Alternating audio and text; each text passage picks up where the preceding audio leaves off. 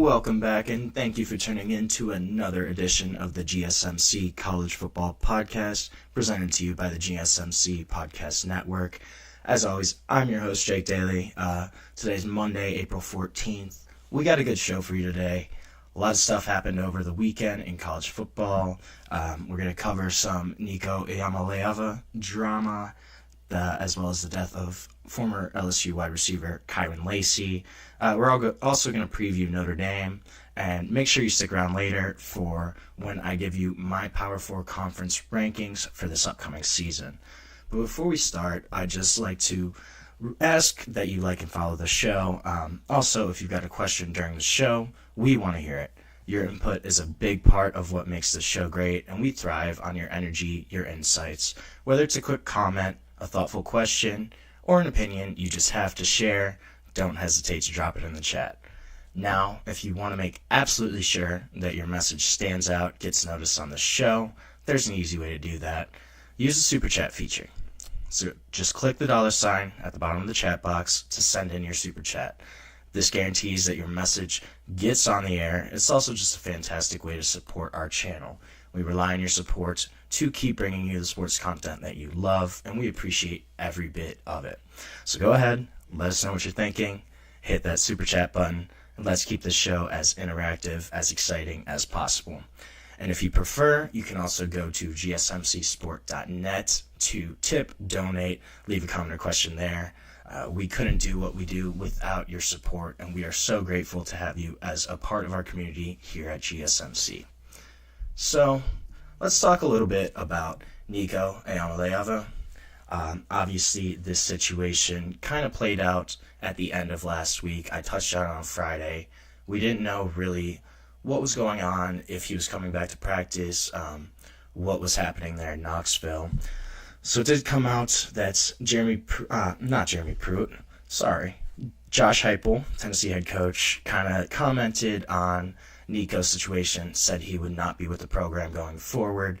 He told the team this on Saturday after Nico's skipped practice, skipped meetings on Friday. He kind of said that no one guy is bigger than the team. His quote was, at the end of the day, no one is ever bigger than this program. And he kind of said, this program's been around for a long time. It'll be around for a long time after me, after Nico. So no one player is bigger than the Tennessee football program. This really stemmed from Nico wanted a pay raise, and he had an NIL deal that he signed while he was still in high school. Before his senior year, he committed to Tennessee. That was a 4-year deal for approximately $2 million a year. This was going to be the last year of that deal anyways. It was going to run through December 31st, 2025. So he was going to need a new deal at some point. But he was trying to renegotiate, get some more money. He was kind of following Carson Beck's number that he got at Miami, which was reportedly around $4 million per season for this next season for Carson Beck to play at Miami. So it kind of sounded like Nico wanted to get closer to that $4 million number.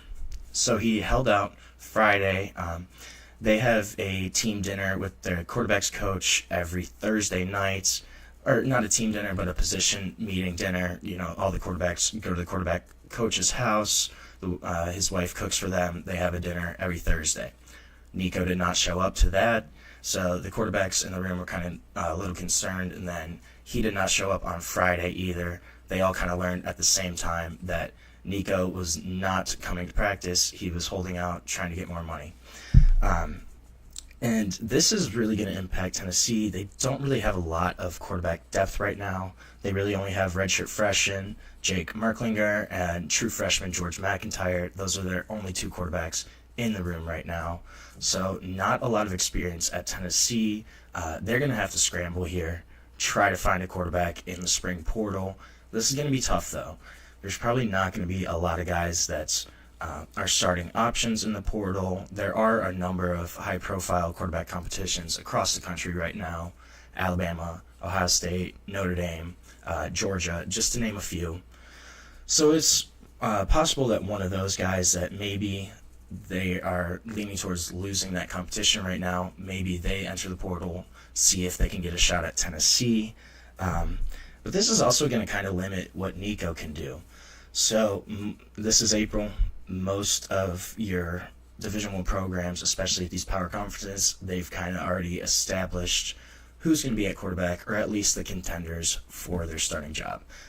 Most of these guys have brought in quarterbacks already to kind of compete. So it's going to be interesting to see where he ends up.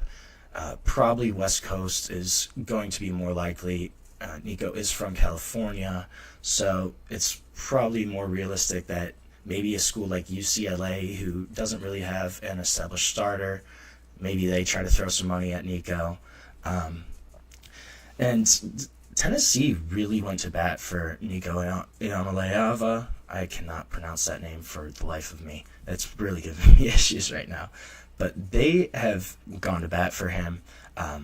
There was a lawsuit where the NCAA was kind of going at Tennessee after his high school NIL deal, basically trying to say that, they couldn't sign NIL deals before they actually got to college. Tennessee went to bat. Nico was in very real danger of being ruled ineligible. They ponied up. They got all their lawyers, fought the NCAA on that, and were able to get him remaining eligibility. He was still able to play.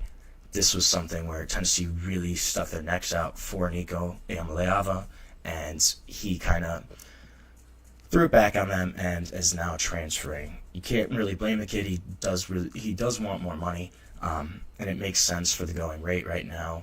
The issue is that he really didn't play like a top 10, top 15 quarterback last year. He had flashes, moments of brilliance, but most of his touchdown passes last season were either in their warm-up games in the first couple weeks of the season, where they're playing some lower-level opponents, group of 5 guys, and then 4 of his touchdowns in SEC play came against Vanderbilt. That was kind of his really big SEC game. So he's shown the tools, he's shown the traits of why he was a 5-star, why he was so highly recruited, but he hasn't really shown the production, that level to get this kind of money that he wants. I think it's going to be kind of interesting to see if he actually does get that $4 million.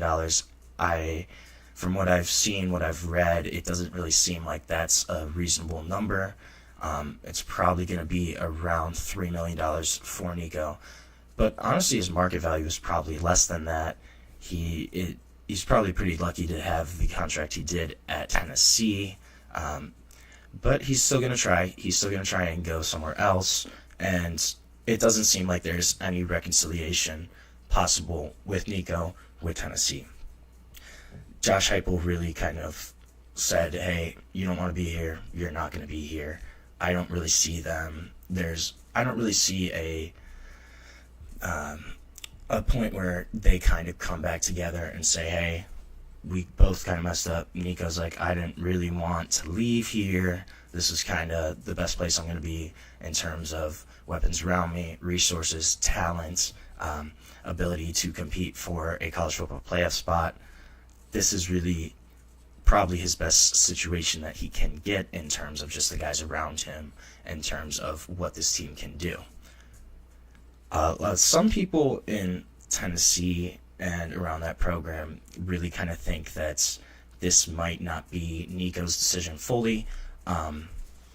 Reportedly, his family has a lot of influence there. Nick Iamaleava Sr., I don't know if they have the same middle name, but they have the same first name. His father, he's kind of really been a deciding factor in what Nico's done. Going back to high school, he kind of pushed that NIL deal with Tennessee, was the one that really set it up, got that in motion, and he was always around Tennessee's practices. He was very present there in the past, just attending pretty much every spring practice, attending every practice he could. He was always around the program. And we kind of knew that something was up when he didn't show up on Thursday. He didn't show up on Friday, obviously. And this is something that it might be more attributed to some outside external factors than we know of. Something similar kind of happened with Nico's younger brother, Madden, who is a 4-star quarterback prospect. He was a 2025 recruit. And he transferred 3 games into his season this past year out in California, I forget the original high school, he transferred to Long Beach Poly. They ruled him ineligible. Him and one of his wide receivers, they both transferred together. They kind of cited chemistry as well as the ability to get different coaching as the reason for that transfer.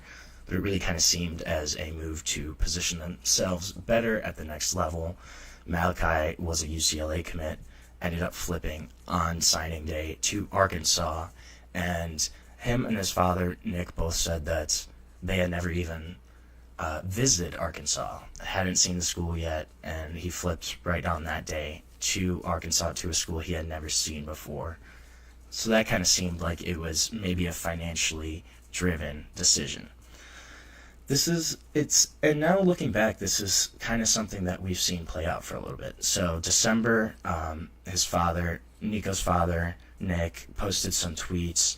One said, quote, "Need all the help we can get," with laughing emojis, kind of fueled the speculation that, hey, maybe Nico is actually exploring transferring. And another concern within the Tennessee program was kind of Nico's demeanor, just his personality. People in the program described him as pretty quiet. One even used the word aloof. And there was apparently some doubt of whether he could actually be, a vocal leader, which is a lot of times that's something that you want your quarterback to be, especially if they're a high-level quarterback. You want that to be a leader in your locker room. That's a voice that you need to hear. And a lot of successful teams, they have guys like that at quarterback. So, and it sounds like his leadership wasn't really a natural skill. He's struggled at times to really try to command the team, take control of the team, especially he was a first-year starter last year, still a young kid. And that was something that he kind of had issues with. So that's going to be something to look for when he goes to a new school and has all new people around him. Obviously, transfer guys, you want them to kind of come in and be a leader on your team, especially if you're bringing in a quarterback, especially one that's going to cost you multiple millions of dollars, and kind of the way the situation played out.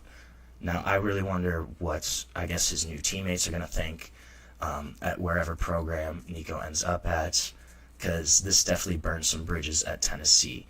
One of Tennessee's tight ends, who was a transfer from Alabama, expected to be one of the main parts of their offense. His name is slipping my mind right now, but he was quoted. He kind of said that we believe in the guys that are here, the guys that are still in this locker room, the guys that are still in this program, coming in, working day in, day out. And it kind of seemed like a subtle dig at Nico, and maybe just the fact that he didn't really want to be there. Guys can see that, players can see that. I think it's going to be interesting to see where he ends up, and if that's going to be a chemistry concern, kind of just from this whole fallout of him holding out, him transferring schools kind of late, especially. You're already in the spring, you're an established starter. This is kind of an unprecedented move. So we're going to see kind of the fallout of this. I wonder who's actually going to be in contention for where Nico will end up. It's going to be something that's going to be interesting to look at. So we're going to watch. We're going to see. The portal opens in 2 days, and Nico is going to be the number one guy talked about in the portal. So we're going to take our first break of the show. When we come back, we're going to touch on a tragic situation that happened this past weekend. Kyren Lacy, former LSU wide receiver, passed away. We're going to kind of talk about that a little bit and what happened. But first, we're going to take our first break of the show, and we'll be back shortly on the GSMC College Football Podcast. I feel like I'm losing my mind. Is everybody in the world blind? Please, Lord, give me a sign, a sign. I feel like I'm losing my mind. Is everybody in the world blind?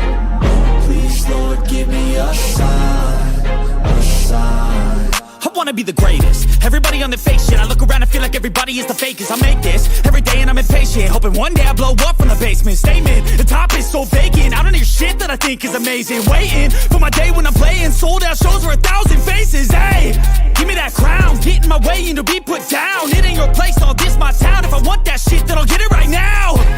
I'm losing it, the noose it fits, I'm losing shit. A stupid myth, you choose to live or choose to dip. You choose to fight or lose your grip and lose a gift. I feel like I'm losing my mind. Is everybody in the world blind? Please, Lord, give me a sign, a sign. I feel like I'm losing my mind. Is everybody in the world blind? Welcome back to the GSMC College Football Podcast on today, Monday, April 14th. Just talked a little bit about Nico Iamaleava. I'm sure that's not the last time we're going to talk about him in the upcoming week or two. But now we're going to switch gears. Going to touch on a tragic incident that happened this past weekend. So former LSU wide receiver Kyren Lacy passed away on Saturday night in Houston, Texas. 24 years old. And this was kind of just really sad story. So he kind of been in trouble the past few months over an incident that happened in December of 2024. He was allegedly involved in a car crash, a hit and run in Louisiana, resulted in the death of 78-year-old Herman Hall. So allegedly he was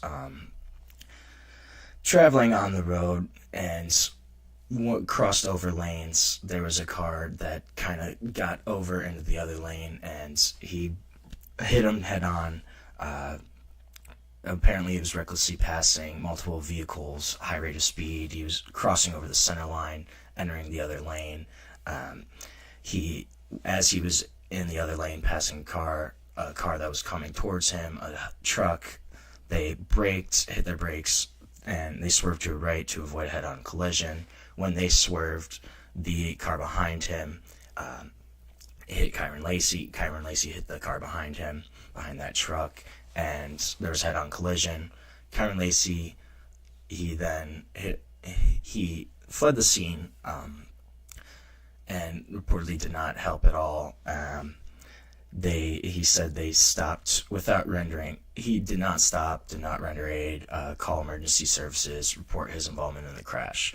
So the passenger of that car that Kyren Lacy hit dead on was Herbert Hall, 78 years old. He did later pass away from his injuries sustained in the crash. So after this, police kind of investigated, learned that Kyren Lacy may have been involved, and so then he was charged with negligent homicide, felony hit and run, reckless operation of a vehicle. He then turned himself in the next month, in January of this year, January 12th, released on bail, and grand jury was actually scheduled to review his case today, April 14th, before this weekend. So then on Saturday night, police responded to a call from a female family member. She had reported that Kyren Lacy had discharged a firearm during an argument. He allegedly shot it into the ground. Police came to the scene. Kyren Lacy fled in the scene in his vehicle, led to a police pursuit, and so then he ended up crashing his car later on in the pursuit. And when police came to the vehicle to approach Kyren Lacy, they found him deceased with what appeared to be a self-inflicted gunshot wound. And this is really just a terrible story all around. You never want to see anything like this, especially with a kid as young as Kyren Lacy, only 24 years old. And this was a kid that really had an NFL future, an NFL career probably down the line. He was projected to be a day 2 pick, probably a second round, early third round pick, kind of before the whole hit and run case came out. That really dropped his draft stock, tanked it a little bit. He was kind of on the question of whether he would actually be drafted or not, just because of, the investigation into the hit and run and the, his alleged involvement in that accident. That kind of really tanked his draft stock. But this was a kid that, really had a strong college career. He began his career at Louisiana Lafayette for the Raging Cajuns. He was a 3-star recruit from Louisiana, from Thibodaux, Louisiana. And he started his career, at Louisiana Lafayette before transferring to LSU 2022. He was at LSU the past 3 seasons and really had some moments where he looked like he might be the next great LSU wide receiver coming into the 2024 season. Kyren Lacy was on a lot of watch lists for the Blitnikoff. It was kind of a receiver to watch in the country coming back. And he did have a really solid season last year. In 2024, he had 58 catches, 860 receiving yards, 9 touchdowns. Kind of showed what he could do on the gridiron. But obviously, unfortunately, we're not ever going to get a chance to see Kyren Lacy on an NFL field. Just a horrible situation all around. The hit and run, and then also just Kyren Lacy's own death is really sad. And this is something that, you unfortunately see from time to time in sports, in college athletics. And, it's something you never want to see. You don't want to see young people die. You don't want to see young people really struggle with what's going on in their lives. LSU issued a statement after Kyren Lacy's death, and they kind of just said that the quote was, "We're saddened to learn of the tragic passing of former LSU football student-athlete Kyren Lacy. Our thoughts and our prayers are with his family, with his loved ones, as well as his former teammates and coaches impacted by his passing." And Kyren Lacy's dad, Kenny, he put a message out on Facebook. It was really emotional. And he also just emphasized the importance of mental health discussions. He said that our lives have changed forever. This will never be okay, but God needed my baby more than he was needed here. And that's another big piece of this is just the mental health aspects. It seems like Kyren Lacy might have had some mental issues before kind of all of this legal issues, everything that has come to light just with the hit and run and some of the other issues that he's gone through. It really seemed like Kyren Lacy might have been struggling, and people didn't really realize. And that's a thing you see a lot of times in college athletics, just the grind of trying to balance your school life and your athletic life, especially with a guy like Kyren Lacy who's trying to get to the next level, trying to, progress his career and become an NFL football player. The mental stress, the mental aspects of college athletics is not easy, especially when you're playing a sport as tough as, you have to go all in to play college football, especially play SEC football. That's a full-time job, basically, as well as trying to go to school, trying to balance your social life, your personal life. There's a lot for a young kid to kind of try to balance all at once. And unfortunately, Kyren Lacy just wasn't able to, break past those struggles, and he's gone too soon.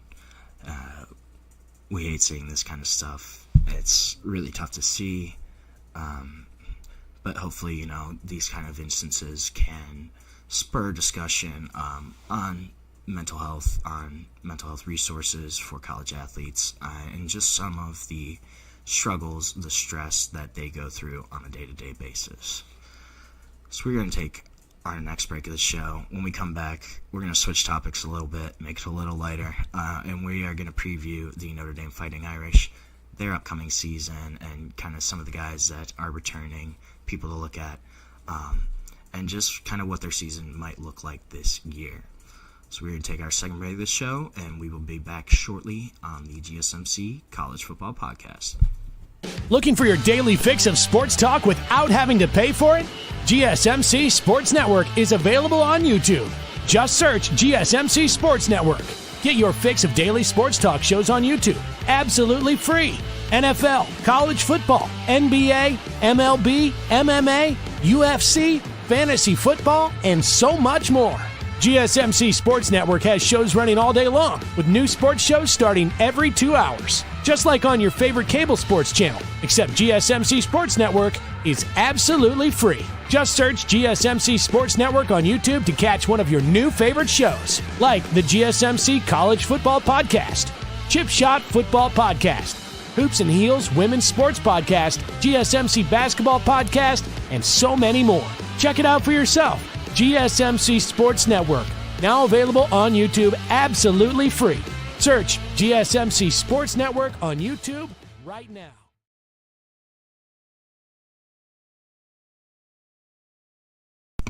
Welcome back to the GSMC College Football Podcast. Just talked a little bit about former LSU wide receiver Kyren Lacy.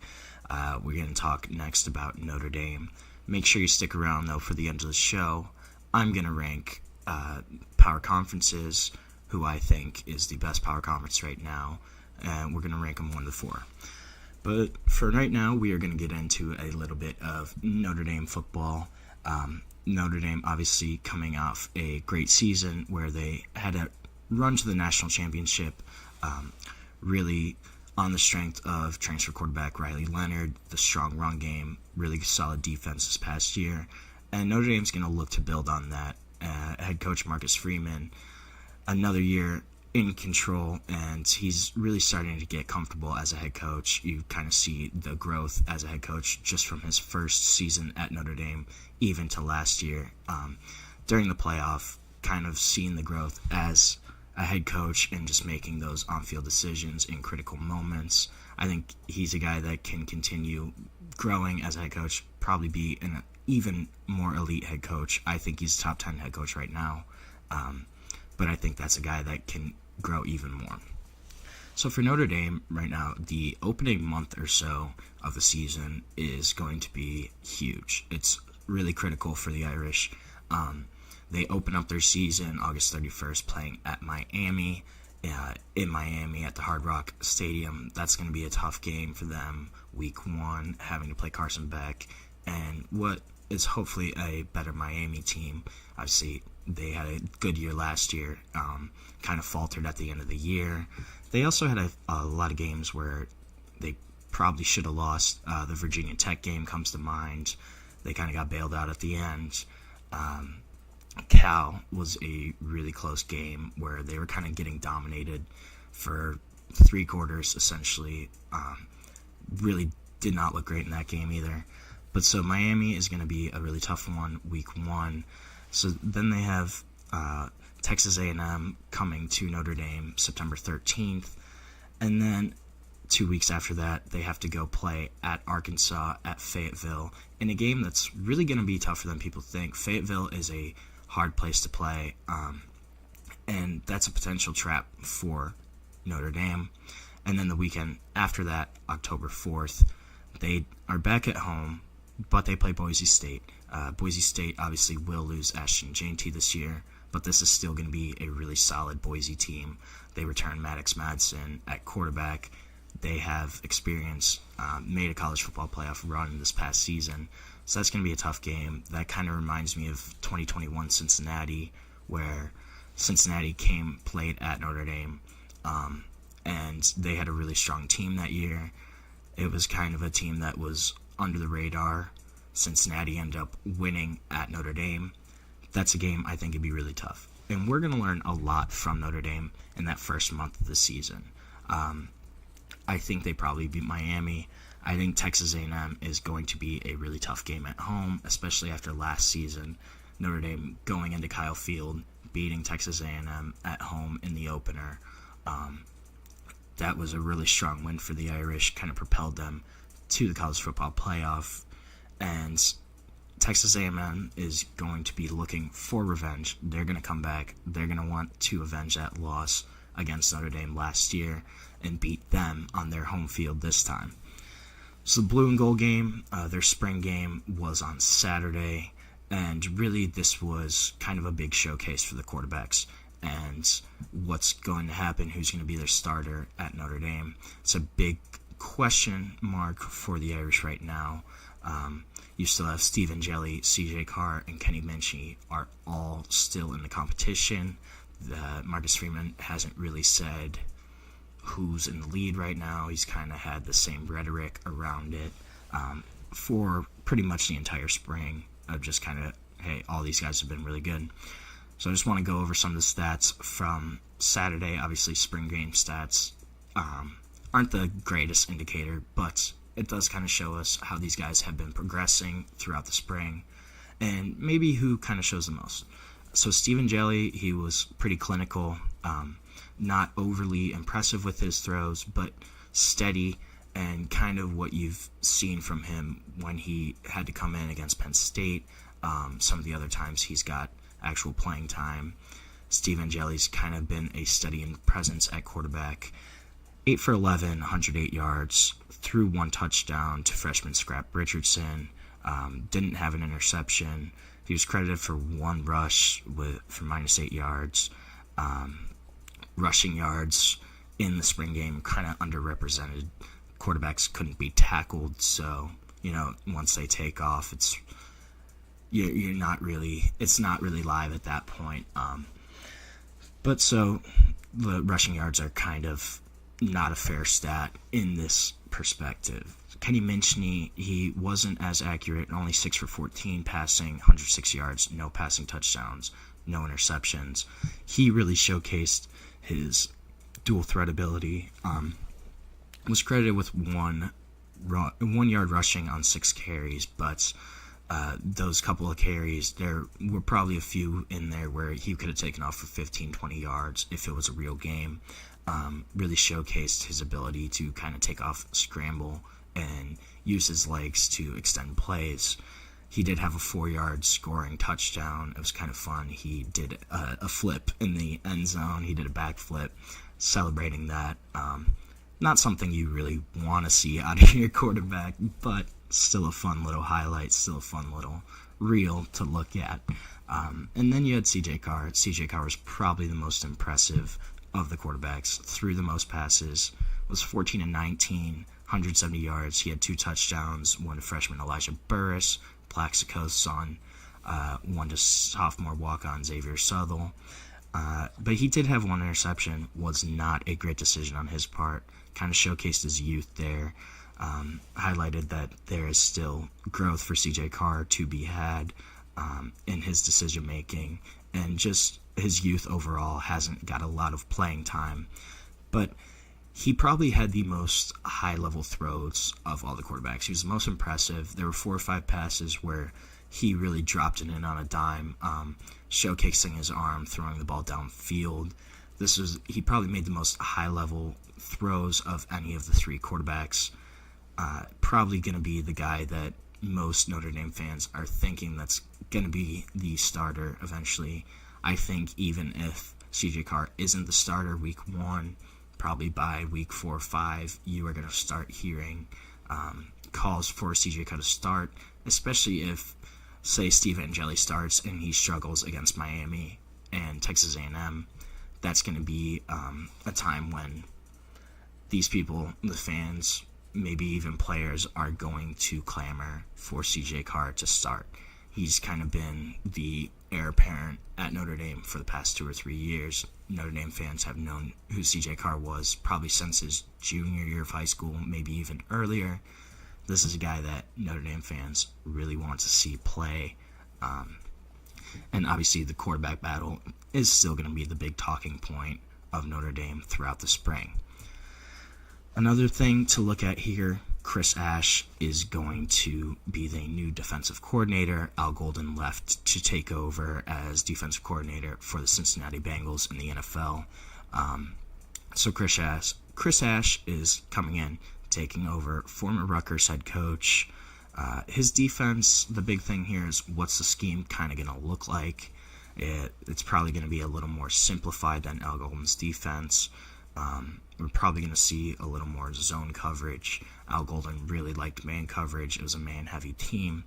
We're probably going to see a little more zone coverage, a little more kind of read and react type plays of putting the players in a position to make their own reads, to just react to what the offense is doing. I think we're going to see a lot more instinctive plays from the Notre Dame defense this year, rather than, kind of those complicated sets that Al Golden was running, especially in terms of your pass rush sets, your packages. That stuff's probably going to be a little more simplified. A big thing here is running backs Jeremiah Love, Jadarian Price are both going to be back for the Irish. This is huge. These two guys were the backbone of the Notre Dame offense. Traditionally, Notre Dame has been successful when they've had a strong run game and been able to kind of rely on that when the passing offense isn't really going. And the presence of those two running backs makes life a lot easier for whoever the quarterback at Notre Dame is going to be. I'm a huge Jeremiah Love fan. I think some of the stuff he can do athletically is pretty remarkable. If you ever watch him, I mean, he hurdles guys pretty much every week. I don't love it sometimes. I think hurdling is kind of overrated if you can't really do it consistently. However, Jeremiah Love can do it consistently, and it's really fun to watch when he kind of gets in open field and throws on that hurdle over a cornerback that's kind of just going at his legs. It's a lot of fun. And you're going to see another year of him in the Notre Dame offense, him even more comfortable. And I think Jadarian Price as well is the perfect complement for Jeremiah Love. Those two in the backfield being a 1-2 punch, that's a really strong combination at running back, probably a top 5 backfield in the country. I would argue that Nick Singleton, Katron Allen at Penn State are a little stronger, but this is still a really, really good running back room for Notre Dame. On defense, cornerback Leonard Moore is going to return. He kind of was thrusted in the spotlight last season. Benjamin Morrison was supposed to be the number 1 cornerback for Notre Dame. He suffered a season-ending injury, kind of thrust Leonard Moore into the spotlight, and he really played well. He's probably going to be your number 1 cornerback this year, really move into that role. And another year as kind of a cornerback growing up, maturing, that's going to be really good for Leonard Moore. I think he's going to have a strong season. I'm really looking at Jalen Sneed as a linebacker this year. I think he's probably going to be your big guy on defense to look at for Notre Dame. Could be the heart and soul of that team. He was a big-time recruit for the Irish a few years ago, and a guy that's kind of showcased his potential in certain packages, but has not been really fully unleashed yet. And I think this could be the year where Jalen Sneed really does take a step up and kind of go into that upper echelon of linebackers in college football. Wide receiver has been kind of depleted this season, this spring for the Irish. Jordan Faison's been out. Obviously, he plays lacrosse, so he's been out all spring due to his commitments with the lacrosse team. Jaden Greathouse, Malachi Fields, they've both kind of been dealing with injuries throughout the spring, but their return is going to be something to really look at here. I'm also kind of looking at the offensive line, how that's going to play out. There's a ton of talent. It's more of where these guys are actually going to fit on the field. They've had a lot of shuffling of their offensive line over the past year or so, just due to injuries and different guys kind of emerging. Charles Jagisa is going to be kind of the big one that's coming back. He could bump back outside to tackle. It's also possible that he does stay inside at guard where he ended up last season. But it's also very possible that he does bump out to right tackle, play tackle for the Irish. And then, Anthony Knapp, who as a freshman, he kind of emerged last year as a really solid starting option, as a really solid tackle option for the Irish. He's probably going to keep one of those tackle spots, but he also could move inside to make way for rising sophomore Gary Lambert, who Gary Lambert was their highest ranked offensive line recruit of 2024. kind of struggled last season with injuries, just getting up to speed, but he's coming into his sophomore year, expected to be a guy that could really contribute to the Notre Dame offensive line. A big question I have with the Irish is who's going to step up to replace Jack Kaiser. Jack Kaiser was pretty much the heart and soul of this Notre Dame defense last year. It's kind of been a trend for Notre Dame, as you really have one guy, normally at linebacker, that's kind of your emotional leader, your heart and soul guy. It was Drew Tranquil at times, Manti Te'o if you're really going back. And then it's been Jack Kaiser the past few years, where that's the guy that, your Notre Dame defense really leans on. You saw his press conference after the national championship where you could just tell how much Notre Dame and the guys in that locker room meant to him. I wonder who's going to step up, who's going to fill that emotional role. Is it going to be Jalen Sneed? Another guy I'm looking at is Drake Bowen. That's another linebacker, but he's a guy that I think could step up, kind of step into that role for the Irish this season. Defensive tackle depth is also a little bit of a concern right now for Notre Dame. Harold Cross III and Riley Mills are both gone. They're both out of eligibility, and those were two guys that Marcus Freeman had his entire tenure as a head coach. Those positions were kind of solidified with those two guys, but now they're both gone. And how are they going to replace him? That's really going to be a big thing to look at here for Notre Dame. Another big thing on the defense, I think, is the loss of Xavier Watts at safety. Xavier Watts has been really highly productive for Notre Dame the past few seasons, had a ton of interceptions over the past couple years, really been a strong ball-hawking safety for them. Who's going to step up at the back of that secondary and kind of take over that role, step up as an enforcer, as a patroller of the deep areas of the field? I think that's going to be really interesting to look at. But this Notre Dame team, they're not going anywhere. They still have a lot of talent, and they're still going to be knocking on the door for a playoff appearance, for a playoff spot this upcoming season. And we're going to see who the quarterback is, so that's really going to be the big thing. I think, though, whoever the quarterback ends up being, they're going to be all right. Notre Dame's still going to have a good year. I think they're going to be right there in contention for the college football playoff again. So when we come back, we're going to take a short break now. When we come back, we're going to talk about another quarterback that's kind of had some legal drama in the past week or so. We're going to talk about Jaden Rashada, kind of what's going on there, and get into that. But for now, we're going to take our third break of the show, and we'll be back shortly on the GSMC College Football Podcast.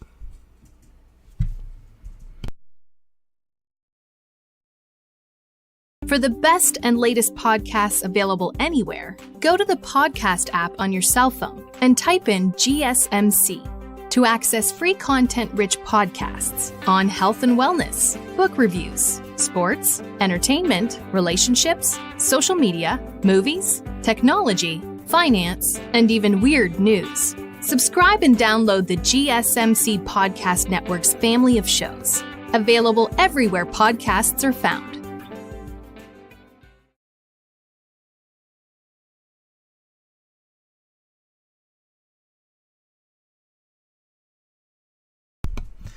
Welcome back to the GSMC College Football Podcast, presented to you by the GSMC Podcast Network. Today is Monday, April 14th.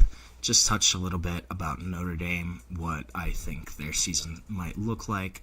Some guys that are returning, some guys they lost. We're going to switch gears, though, now. We're going to talk a little bit about quarterback Jaden Rashada and kind of what's going on with him.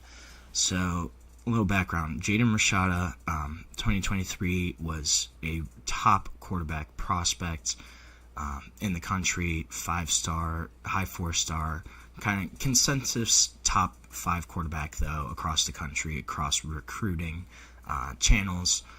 And so he originally committed to Florida. Florida had promised him an NIL deal that was reportedly around $14 million, just under.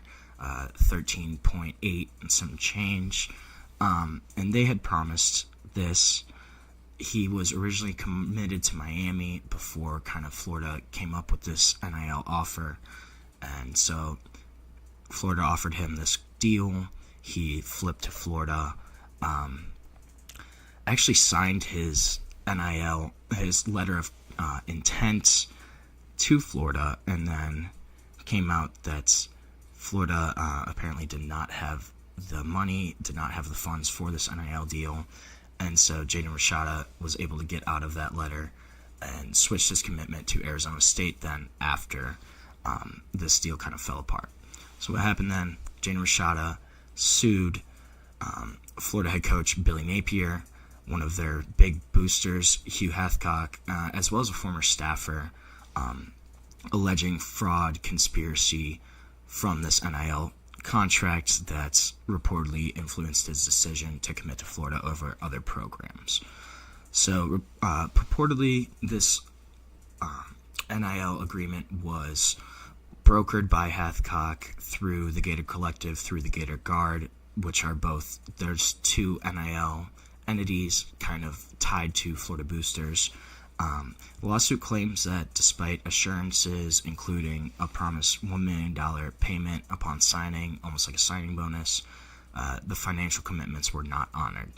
Rashada alleged that he only received $150,000 of that contract, and that was used to settle obligations with Miami's booster after he decommitted there and had signed an NIL deal with a Miami collective. So a federal judge just kind of heard the arguments on both sides. They're allowing the case to proceed, permitting 3 fraud-related counts and 1 conspiracy count to move forward to discovery, and they kind of got rid of some of the other alleged arguments, I guess, by the Rashada camp and kind of what he was saying in his lawsuit. She dismissed most of the case, but they are permitting these fraud counts and the conspiracy count to move forward. It really kind of underscores the potential legal ramifications of these NIL deals and what exactly the responsibilities of coaches, of boosters are when you're kind of negotiating these contracts. Is it more of a collective-based agreement, or more of you're working with the coaching staff, with the actual administration to kind of secure this deal and secure your place as a member of that program, especially at Florida? So 3 counts were dismissed, 2 of them related to contract interference and whether Napier or anyone else could be held accountable for him canceling his contract with Miami. And there's also a separate civil conspiracy count that was kind of dismissed. So, but this order that only allows the case to proceed to discovery. Jaden Rashada will have to, quote, prove his claims later on. And the judge also kind of skirted around what she called, it was a quote of an 800-pound gorilla lurking in this case, of sovereign immunity, of whether state entities such as the University of Florida, which is a state-run university, whether state entities and their employees, obviously such as football coaches or other staff members, if they're protected from these kind of lawsuits. That's a really big kind of topic that hasn't really been talked about a lot, of whether, you know, these individuals or the actual state entities are kind of responsible for these contracts and what's actually being negotiated. It's really kind of the first of its kind in the NIL era.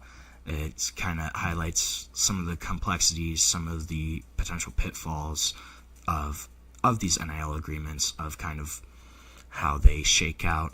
It also just raises questions more about the oversight of the NIL deals, kind of the ethical responsibilities of university affiliates, of these collectives, of these boosters, and what they're doing. It also may set a precedent for how kind of similar disputes are handled in the future. There's really obviously a need for transparency, for the ability to be enforced, contracts to be enforced in the future in NIL contracts. there's going to be some kind of change where, there's a lot more transparency in these agreements and what's actually being promised to these athletes. And it's going to be something where probably this case is going to have some long-term effects and set a precedent for what exactly is going to happen. Jaden Rashada, his career as a quarterback, I think if he was a little more successful up to this point, I think this would be a higher profile story. Obviously, after kind of the Florida fiasco, switch gears, committed to Arizona State, was at Arizona State for a season, didn't get any playing time there, lost out to Sam Leavitt. Then he transferred to Georgia. Georgia didn't really play last year, played in a game or two, I believe, got an appearance kind of in garbage time. But now, Jaden Rashada has gone from a 5-star recruit that was being looked at by Miami, Florida, Arizona State, Georgia, these big power schools. And now he's reportedly in contact with UConn, Tulane, Western Kentucky. Those are the big 3 schools that I've heard in connections with Jaden Rashada. Just kind of showcases how far, your pedigree can fall as a recruit, as a player. Just 2 years ago, he was one of the most sought-after quarterbacks in the country. Now he's being looked at by a group of 5 programs that, obviously Tulane, Western Kentucky, they've had some success in the past few years recently, but it's not on the same level of a Georgia, of an Arizona State, of a Miami, of a Florida. I wonder if any of the schools that are interested in him right now, if kind of this NIL lawsuit has had any factor, any role in if a program is going to go after Jaden Rashada. He's still not signed right now. I believe he's still technically at Georgia. He obviously was in the portal, but he doesn't really have a clear path as an NCAA quarterback. The TJ Finley at Tulane potentially opened the door for him to go there and potentially be the quarterback there. But again, that's not set in stone. I'm not really sure where he's going to end up. This is a guy that really had a lot going for him coming into college, and it's kind of all gone by the wayside, just in terms of playing time, in terms of off-the-field stuff. And what's going to happen with Jaden Rashada is going to be really interesting. I think we're going to find out soon where he ends up, what program he's going to go to, but it clearly won't be on the same kind of caliber program as where he was before. So we're going to take our last break of the show now, and when we come back, we are going to rank the Power 4 conferences. These are going to be my rankings, what I think personally about the 4 power conferences. But we're going to take a short break. We're going to come back. We're going to talk about the power conferences on the GSMC College Football Podcast.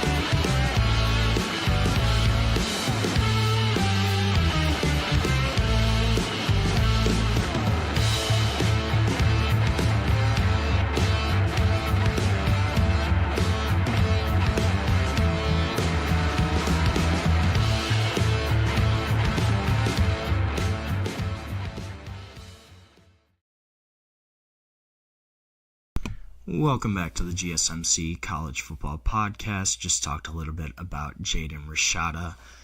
we're going to end by talking about the power conferences, who I think is the best power conference. We're going to start at the bottom, though.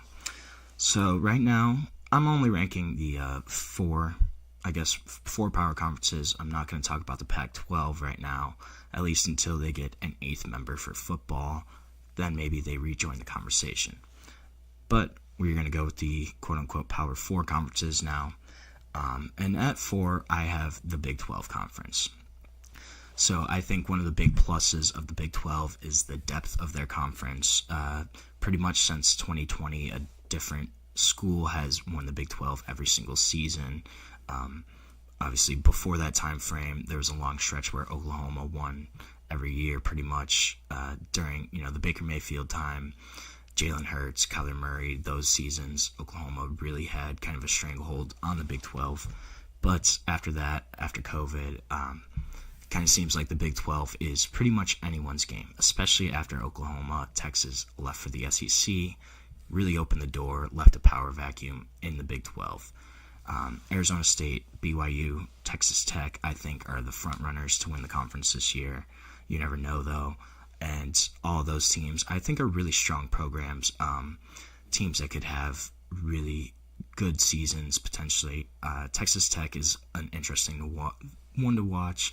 They went 8-5 last season, but they spent a bunch of money this year in the transfer portal, brought in a couple guys, just brought in another transfer in Stanford, DN David Bailey, who was really an All-American at one point, all Pac-12 guy.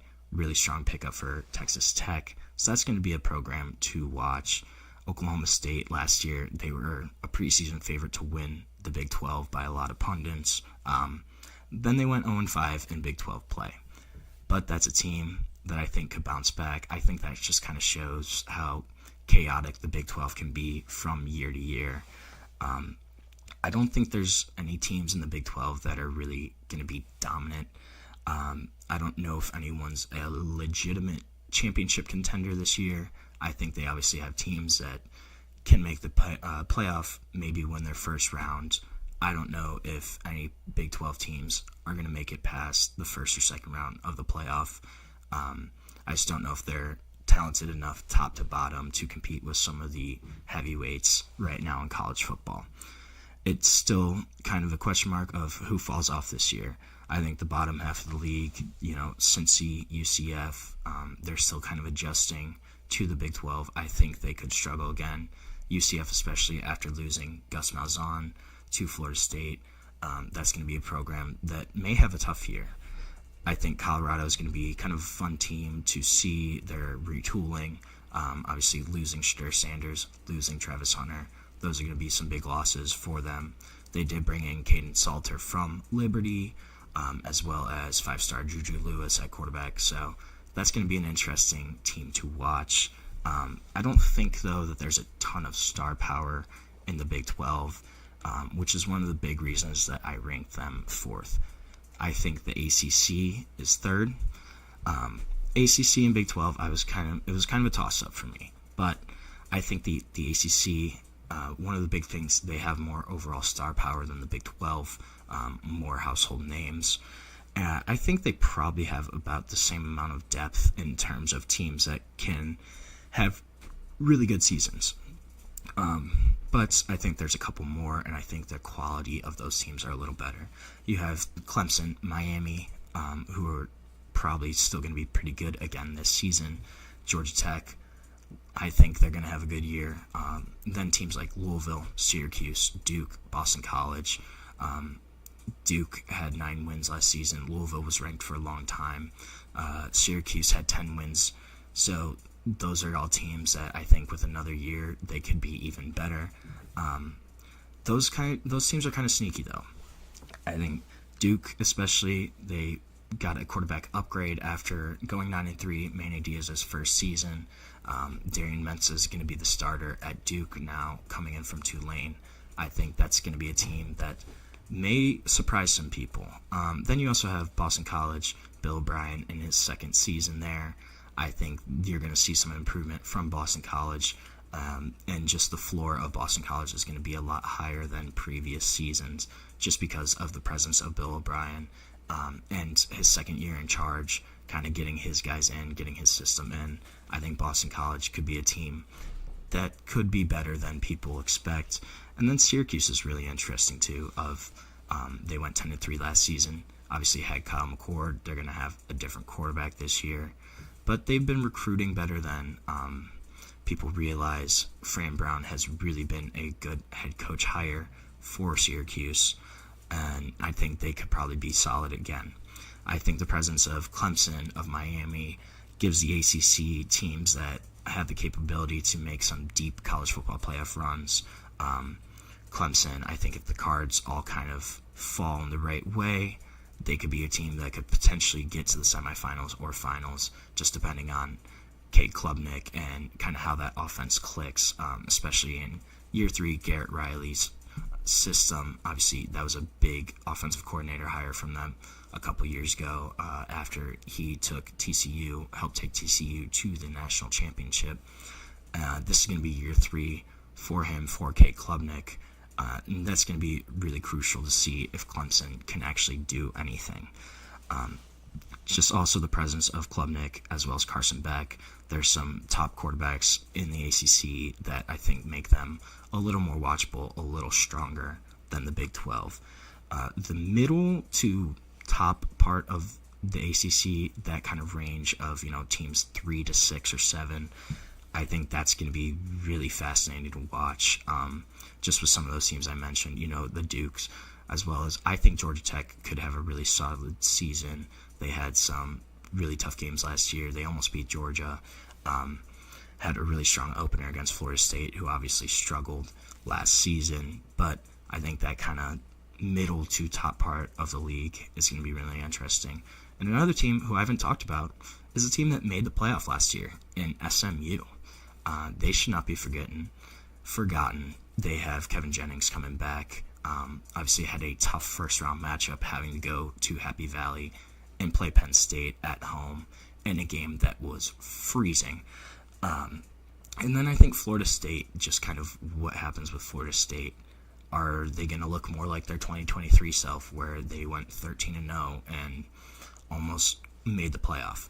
Or are they going to be more of the 2024 version where they went 2-10, did not look anything like a powerhouse program, just really looked bad. Just the entire year, Florida State really looked rough. Are they going to bounce back? Are they going to kind of stay down towards the bottom of the conference? That's going to be really interesting. So I went back and forth between number 2 and number 1. I have right now the SEC as the second best conference. And there's a few reasons for this. I think the SEC this year really only has 2 teams that are legitimate championship contenders in Texas and Georgia. Alabama is going to be interesting to watch. They really struggled in Kalen DeBoer's first season, went 9-3, but they didn't look like Alabama teams of past. Obviously, that was kind of going to be expected after Nick Saban left, but that's going to be a team to look at.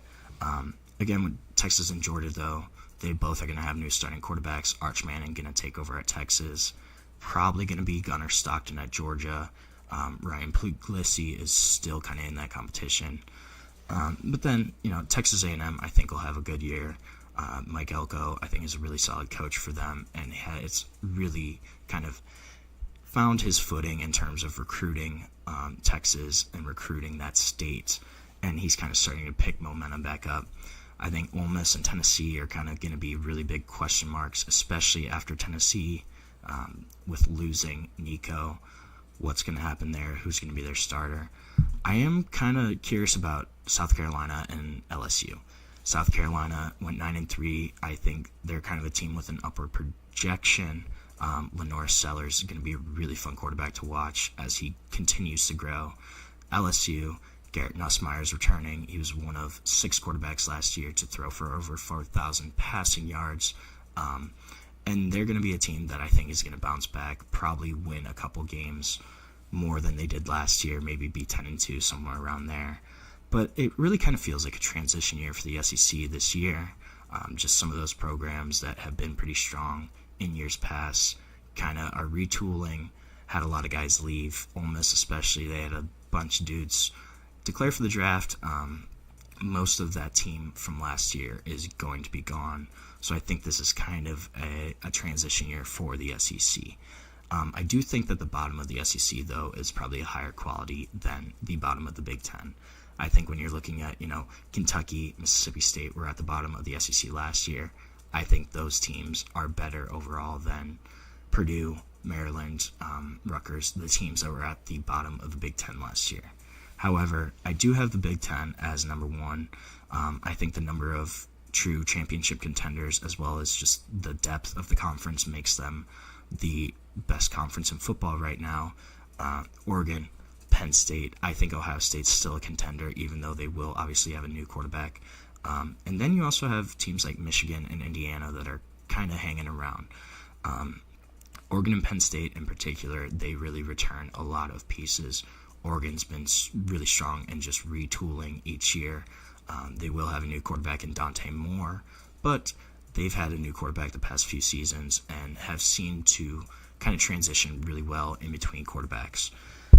Penn State obviously will return Drew Aller, return Katron Allen, Nick Singleton. Will still have a really strong defense. That's going to be a team that's going, I think this is a make-or-break year for Penn State. Michigan, I think they're going to be kind of an interesting team. They really had a strong finish to last year. Did not have a great season overall, but finishing strong, beating Ohio State in Columbus, as well as beating Alabama in the ReliaQuest Bowl. They have a ton of momentum going into the season, as well as now Bryce Underwood is on campus in Ann Arbor, number one quarterback of 2025. I don't know if he'll start right away, but I think we're going to see him really early into the season. And if Michigan's quarterback play improves slightly even, they really had poor quarterback play last year. I think if they have even average to above average quarterback play, they're going to be a team that win total is going to increase again. Indiana had a 10-win season last year, made the college football playoff. It's going to be year 2 for Kurt Cignetti. I think they have a more talented quarterback this year in Cal transfer Fernando Mendoza, who had some really great moments last season for the Cal Bears. But I think Indiana is going to be a team. They're still going to be around. It's going to be year 2 for Cignetti, and I think they're still going to be a really quality football team. Illinois also, they're going to return Luke Altmaier. They had a decent year last year. They were ranked for most of the season. I think they're going to be right back up there again. Then you have teams like USC, Nebraska that have the talent, and there are teams that could potentially make the jump to a 9 or 10 win team. I think one of them probably wins at least 9. I don't know if both of those programs do. Nebraska in particular with Dylan Raiola as the quarterback for another season, I think that's going to be a team that could really make some noise. And then in terms of UCLA, I think that could be a team where Nico Iamaleava ends up at. It's a program that makes sense, and it's very possible that UCLA, if they get Nico, they could improve to be a much stronger program than last season. I think the storylines across the country kind of make the Big Ten the most interesting league at this point for college football. And this is going to be the league their games are going to change the national landscape, going to change what happens week in, week out with the college football playoff rankings. And I think that this league is going to make the most waves in this upcoming season for college football. So that's going to be all for our show today. Thank you so much for tuning in and listening. If you enjoyed, please remember, subscribe to the channel. And if you want, follow us for more content on Facebook, Instagram, Twitter, TikTok for more updates, more sports content that you love. Thank you so much, and have a great day.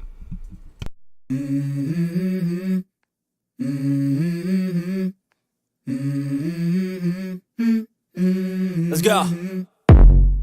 I wake up to a little bit of drool on my pillow, feel like it's gonna be a bad day. Yeah, I'm tired of shit, and the coffee ain't hit yet, damn, ain't that great.